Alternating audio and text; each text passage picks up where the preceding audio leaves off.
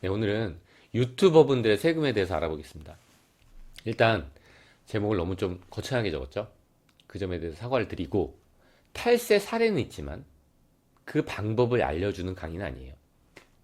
제가 지난번에 이런 영상 올렸었거든요.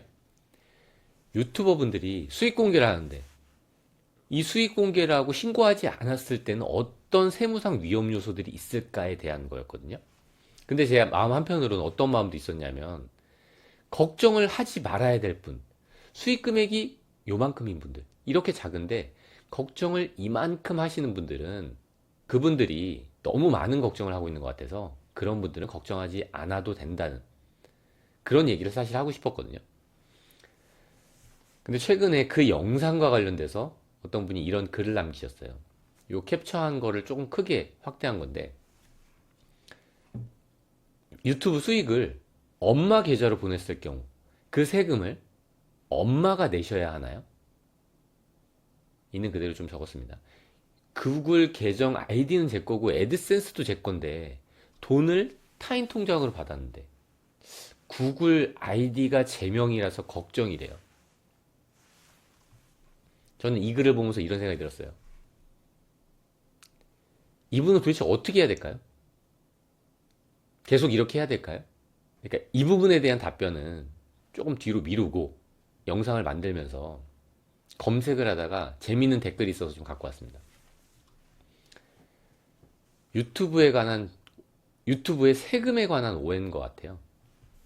어떤 분이 이렇게 글을 남기셨어요. 세무사에서도 애드센스, 유튜브, 블로그 수입에 대해서 정확히 인지하고 이걸 전문적으로 정리해 주는 분이 없는 것처럼 국세청 역시 애드센스라는 외화 수입 체계에 대해서 정확히 인지하고 있다고 할 수 없다. 세무사 사무실이든 국세청, 지방청이든 애드센스와 관련해 전문가답게 이 부분을 설명하는 분들이 없는 것 자체가 정확하게 파악하고 인지하지 못한다는 사실. 이렇게 엄청 장문의 글을 적은 것 중에 일부를 제가 갖고 온 거예요. 이게 전문적으로 정리해 둔 게 없는 게 이 시장 자체가 크지 않아서 그런 거고요. 이 구글에서 받는 돈, 이 수익 금액의 수입 체계 아주 단순해요. 어떤 수출입 회계보다 단순해요. 이 부분은. 한 번만 보면 금방 알 수 있죠. 저도 금방 알 수 있고 국세청에 있는 직원도 금방 알 수 있을 거고 일반적으로 세무사 사무실에 있는 분도 한 번만 신고해보면 아마 어렵지 않게 알 수 있을 거예요. 돈이 안 되니까 그걸 전문적으로 하지 않을 뿐이에요. 국세청에서 이렇게 답글이 달렸어요. 국세청에서 부가가치세도 10% 내라고 하는데 그럼 지금 영세율인데 부가세, 가산세까지 내야 되나요? 일단 여기서 말하는 이 부가가치세는 구글, 한국에 납부하는 거고요. 물론 그렇게 부가가치세를 부담한다고 하더라도 그렇다면 구글에서 10%를 저희한테 더 줘야 돼요. 그러니까 이렇게 밑에 또 달린 거죠. 담당하는 이분은 이미 신고를 하고 있는 분이에요. 담당하고 있는 세무사님이 부가세는 신고하지만 내지 않아도 된다고 해서 안 내고 있었는데 그럼 난 잘못하고 있는 건가요? 그러니까 이 밑에 이렇게 글을 다니셨어요. 사업자 등록은 하셨나요? 물음표. 그럼 내는 게 맞는 쪽입니다. 세무사들도 잘 모른대요. 국세청에서 문제 삼아서 터진 거니까. 영세율은요. 부가세는 신고는 하지만 내지 않아도 되는 게 맞는 거예요. 물론 세무사분들이 이 업종 자체가 흔한 게 아니기 때문에 잘 모를 수는 있어요. 근데 국세청에서 전화하면 아나요? 국세청 직원들도 잘 모르죠, 대부분. 근데 복잡한 구조라서 모르는 게 아니라 흔하지 않은 사업이라서 그 형태를 잘 모르는 걸 뿐이에요. 그리고 어떤 분이 이런 글을 남기셨더라고요. 기타 소득 300만 원 이하는 세금이 없대요. 그러면서 국세청에서 그랬대요. 법에서까지 규정하고 있대요. 이러니까 진짜 맞는 것 같잖아요. 300만 원 이하는 세금이 없구나. 근데 여기서 말하는 이 300만 원은요. 원천 징수를 하고 난 이후의 소득 금액을 말하는 거예요. 그리고 심지어 이 300만 원은 세금이 없는 게 아니에요. 단지 이게 관련 규정이거든요. 이 기타 소득 300만 원에 대한 규정이에요. 단지 종합소득 과세 표준을 계산할 때 합산하지 않는다는 규정은 법에 있죠. 그러니까 가끔 뭐 이 유튜버든 다른 사업이든 국세청에서 전화해 보니까 그랬다더라 라고 하시는 분들이 있는데, 그건 정말 무책임한 거예요. 국세청에서 우리가 통화 연결하면 시작하기 전에 무슨 말이 나오냐면 이걸로 해석하지 말라 그래요. 그거에 대해서는 책임 안 진다고 하거든요. 도대체 정확하게 규정하는 법률이 뭐고 그 법률이 내 상황에 해당하는지 맞는지를, 그 부분이 중요한 거지. 국세청에 전화하니까 그랬다더라? 이게 무슨 의미가 있는지 모르겠어요, 저는. 어쨌든 다시 여기로 돌아와서 아까 그 댓글을 다시 보면요. 이분은 어딘가에서 탈세 방법을 전해 들은 거죠. 근데 탈세를 하고 있는데 걱정이 되는 거예요. 이 글에 대해서 다시 한번 보면요. 결국 내가 일은 했지만 어머니의 계좌로 간 거예요. 그럼 이게 누구 돈일까요? 전 힌트를 좀 드리고 싶은 거예요. 이게 누구 돈일까요? 일단 이분은 제 돈이라고 생각하고 있죠. 본인의 돈이라고. 그럼 이게 누구의 사업인가요? 이게 누구의 사업인가요? 누구의 사업일지 모르죠. 엄마가 이 사람한테 시킬 수 있나요? 있겠죠. 어머니가 음식점을 하는데 아들 보고 주방장이 되래요. 될 수 있나요? 될 수 있죠. 그럼 사업자가 누구죠? 엄마죠. 근데 전혀 다른 얘기예요. 내가 사업을 하면서 엄마 통장으로 돈을 받는다는 건 이건 당연히 명의 신탁이에요. 이거 우리 단란주점 같은 데서 바지 사장 세우는 거랑 똑같은 거예요. 실질적인 사업주는 있는데 명의만 빌려갖고 계좌번호를 쓴 거죠. 이건 엄청나게 큰 위험 요소겠죠. 그거에 대해서 가산세도 엄청 커요. 근데 이럴 수 있잖아요. 엄마가 사업을 하는 거예요. 근데 아들을 고용할 수 있겠죠. 어떻게 말하느냐에 따라서 아 다르고 어 다르는 거예요. 과연 이게 누구의 사업일지 저도 모르죠. 그 실질을 모르니까 이것만 봐서 제가 어떻게 하나요? 근데 뭔가 마음속에는 본인의 돈이고 본인의 사업이라고 생각하고 있는 것 같아요. 그래서 그런 게 위험 요소가 될 수 있다는 거예요. 여기서 포인트는 계좌를 달리하면 절세가 가능. 실제로 이렇게 하는 분들이 많아요. 네, 실제로 많이 있어요. 이렇게 하면서 돈을 안 내죠. 외화 계좌가 얼마 이상이면 그 거래 내역이 의심 거래로 분류돼 가지고 국세청에 보고되거든요. 그러니까 그 금액을 쪼개 놓는 거예요. 여러 명의로. 여기 조금 받아놓고 저기 조금 받아놓고 저기 조금 받아놓고. 이러면 신고가 안 들어갈 거라고 생각하는 거죠. 그렇게 해서 실제로 탈세하는 분들이 있어요. 그래서 저도 지금 광고가 나오기 때문에 제 걸 한번 들어가 봤어요. 이렇게 캡처를 했죠. 제가 애드센스에 들어가서. 물론 저도 아직 애드센스 신청은 했는데 이 핀 번호를 못 받았어요. 사실 1개월도 안 남았다고 나와 있는데 이 상황에서 어떻게 해야 되는지 혹시 아시는 분 있으면 댓글로 좀 남겨주시고요. 어쨌든 계좌 변경을 통한 절세가 가능하다는 거죠. 왜냐하면 계좌번호를 계속 제가 바꿀 수 있잖아요. 다른 계좌로 바꿀 수 있잖아요.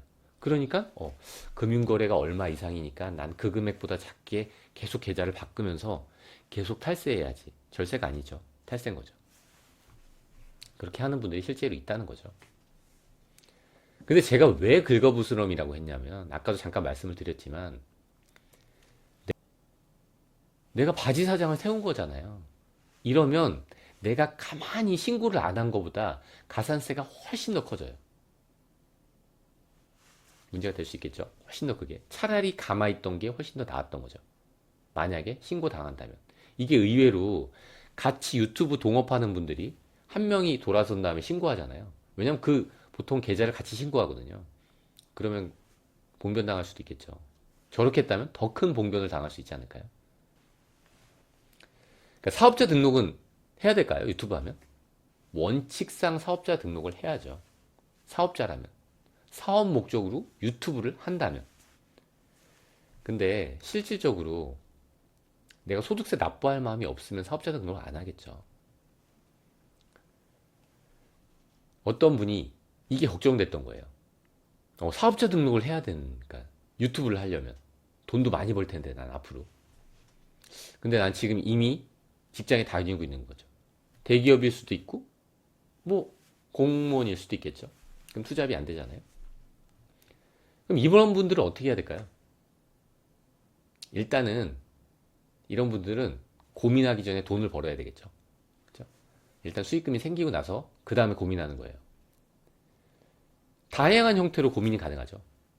일단 법인을 설립해서 내가 그 주주로서 있다면 외부에 전혀 노출이 안 되죠. 대기업에 다니고 있다고요? 전혀 모르죠. 알 수 있나요? 주주인데. 내가 어떤 주식을 사면 그 회사에서 알 수 있나요? 모르잖아요. 비상장 법인? 당연히 모르겠죠. 이렇게 활동할 수도 있는 거고요. 그럼 개인 사업자는 안 될까요? 제가 좀 전에 말씀드렸죠. 내가 개인 사업자면서 누군가를 고용할 수 있는 거예요. 어머니가 유튜브 사업을 하면서 나를 고용할 수 있다는 거죠. 제가 유튜브를 하는데 친구를 고용할 수 있잖아요. 그 친구가 공무원이면 안 되나요? 그 친구한테 수수료를 주면 안 될까요? 그 친구가 사업자 등록을 해야 되나요? 내가 돈을 많이 벌어서 내가 사업자 등록은 해야 되겠지만 내가 누군가를 채용해서 일을 시켰다면 꼭 사업자 등록이 필요한 건 아니겠죠. 그러니까 다양한 형태로 개인 사업이든 법인 사업이든 활용이 가능하다는 거예요. 그러니까 어떤 분이 또 이런 댓글을 남겼어요. 외화통장이라 국세청이 모를 수가 없대요. 맞는 말인 것 같잖아요. 통장 거래네요. 국세청이 확인하려면 확인할 수 있을까요? 당연히 확인할 수 있겠죠. 근데 제가 어떤 전제를 깔았죠? 확인하려면 확인할 수 있겠죠. 근데 도대체 얼마여야지 확인할까요? 얼마까지 국세청이 관심을 가질까요? 모든 통장 거래 내역을 확인할까요? 확인해도 그걸 과세하려면 그거 누르는 인력도 아마 모자랄 거예요.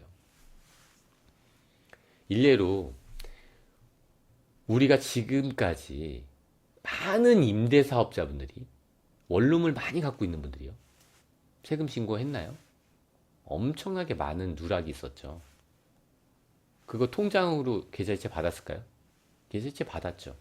그렇지만 많은 분들이 신고를 하지 않았었죠. 최근에 생겼어요. 2천만 원 이하 분리과세라는 규정이. 2천만 원 이하로 벌면 원래 작년까지는 비과세였거든요. 근데 올해 2019년도에 바뀌었죠. 분리과세로. 조금만 세금 내도 되니까 꼭 사업자 등록하라고 이렇게 친절하게 안내해줬죠. 지금까지의 탈세는 과세하지 않고 충분히 알 수 있었을 텐데 국세청. 일단 그렇다는 거예요. 그래도 걱정이 된다면 최소한 이런 분들은 신고하는 게 좋을 것 같아요. 외부에 직접 신고하는 건 정말 무의미하고 외부에 누군가한테 맡겨야 될 텐데 신고 수수료가 보통 10만 원 정도 되거든요. 근데 내가 부가세, 일반 과세자로서 부가세 환급 받을 수 있는 그 10% 금액이 이런 걸 사면서 제가 지난번 영상에서는 이 부분에서 언급한 게 있으니까 그거 참고하시면 좋을 것 같고 적어도 이 정도는 돼야지 제가 만약에 신고, 수임을 한다면 저도 이런 업무를 하거든요. 제가 안 부끄러울 것 같아요. 적어도 이 정도는 돼야지. 제가 지금 방금 일반 과세자라고 말씀드렸잖아요. 영세율 사업자면서 일반 과세자여야지 부가세를 돌려받거든요. 간이과세를 신고해야 된다고 하는 분들도 있는데 물론 선택할 수 있어요. 간이과세 신고하면 안 돼. 이건 아니에요. 신고할 수 있어요. 근데 하는 게 의미가 없죠, 사실. 하려면 이걸로 할 거면 하고 아닐 거면 그냥 어쨌든 유튜버 세무대리 업무 가능하신가요? 그러니까 어떤 분이 그러더라고요. 너무 삥삥 돌려서 얘기하지 말래요. 일단 저를 기준으로 말씀드릴게요. 저는 전혀 어떤 탈세를 얘기하고 싶은 게 아니라 저를 기준으로 어떤 분이 저한테 세무대리 업무 가능하냐고 물어본다면 저는 조건을 달 거예요. 그분이 만약에 연간으로 수익 금액이 6천만 원이 넘는다면 월 500 정도 되겠죠? 그러면 저는 할 거예요. 세무대리 업무를. 실제로 지금 하고 있고. 근데 그거 안 된다면 일단 저는 안 할 거예요. 세무대리 업무를. 네. 그러니까 6천만 원 이상인 분들은 요 카톡으로 연락 주시고요. 제가 지난번 영상에서 이런 얘기를 한 적 있어요. 법인이 유리하다. 이렇게 오해하시더라고요. 마지막 부분에 이런 내용이 있었거든요. 그럼 법인으로 유튜버를 해야 되나? 꼭 그런 게 아니에요. 이것도 다양한 사례가 있는데 저는 그렇다는 거예요. 저는 제 다른 사정을 봤을 때 저는 법인이 유리해요.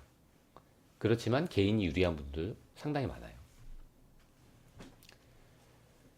지난번 영상 한번 참고하시면 좋을 것 같고, 제가 이렇게 말씀드리면 이렇게 물어보시는 분들이 있어요. 유튜버 전문 회계사니에요. 물론 세무사 자격증도 있습니다. 회계사인가요? 이게 유튜버가 엄청나게 특수성이 있는 분야인가요? 이렇게 오해하는 분들이 있으세요. 이 유튜버 분들 중에는. 유튜버 수익 구조에 대해서 세무서나 전문가한테 가서 문의하면 잘 모르거든요. 왜냐하면 그 사업 자체를 해본 경험이 많지 않기 때문에. 근데 그 사업 자체가 복잡해서 그런 건 절대 아니에요. 유튜버 전문, 전 차마 유튜버 전문이라고 못하겠어요. 유튜버에서 엄청 특별한 게 있는 건 아니거든요. 물론 없진 않죠. 분명히 있긴 있죠. 근데 엄청난 건 있는 건 아닌 것 같아요. 그러니까 이 관련된 분야에 전문 지식이 많아야지 이걸 대행할 수 있는 건 아닌 거라고 저는 생각해요. 그러니까 저희 고객분 중에 국내 순위권에 드는 유튜버 분이 계시거든요. 지난달에 식사도 같이 했는데 그분한테도 그랬어요. 유튜버 전문이라는 건 난 부끄러워서 이 말을 참 못하겠다고. 대단하게 특수성이 있는 분야는 아니다고. 일반적으로 세금에 대한 이해나 전반적인 업무 이해가 있으면 할 수 있는 거다. 라고 사실 그분한테도 말씀을 드렸었거든요. 왜냐하면 그분이 제가 지난번에 만든 이 영상을 관련된 커뮤니티에 공개를 해주셨어요. 그러면서 좀 좋게 적어주신 거죠. 그 커뮤니티에서 아, 광고 글이구나 하고서 삭제했다고 추천해 주려고 하는데 미안하다고 하시더라고요. 어쨌든 제가 지난번 영상에서 이런 내용을 말씀드렸었는데 사실 말씀드리지 않았던 부분이 있어요. 국세청장이 어떤 얘기를 했었냐면요. 유튜버 513명에게 신고 안내를 한 적이 있다고 했어요. 이거 언제 했나요?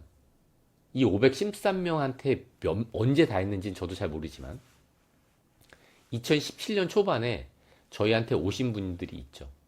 그분 중에 한 분이 국내 유튜버 순위권에 있는 분이에요. 그분이 그 안내문을 받고, 이때 안내문이 왔거든요.